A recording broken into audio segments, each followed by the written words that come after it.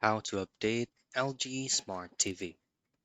Now in this video, I'm going to be showing you a very basic or general process for you to be able to do software update or any type of update that you can do on your LG Smart television. First is you've got to use your LG Smart remote control. From your remote control, at the lower right portion of beside the microphone icon, you should be able to see the gear icon on your remote control. Just simply tap on that, and then your television will automatically go into your TV settings. So there's two types or two ways that you can do this method. So if you do head into the general option, you should be able to see about this TV software version, and you can even change it to allow automatic updates, and you can also try to do the check for updates.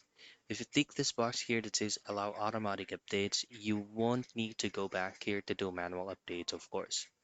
But if you have not set this up into automatic, then what you can do is to go back on the main page and then go into the support tab to do the manual software update.